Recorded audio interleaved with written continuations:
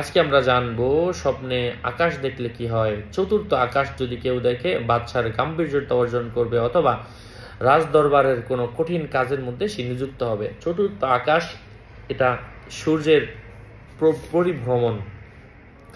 স্বপ্নে যদি আকাশটাকে কেউ লোহার মতো দেখে তাহলে এটা কুফরি করবে, এবং আসমান যদি কারোর উপর ভেঙে দিতে দেখে তাহলে এটা তার জীবনের মধ্যে অনুর্বরতা শুষ্কতার আলামত। আর যদি যুবক আকাশ ভেঙে যুবক বের হতে দেখে তাহলে এর অর্থ হচ্ছে প্রচুর পরিমাণের শস্য লাভ হবে এবং বৃষ্টি প্লাবন হবে।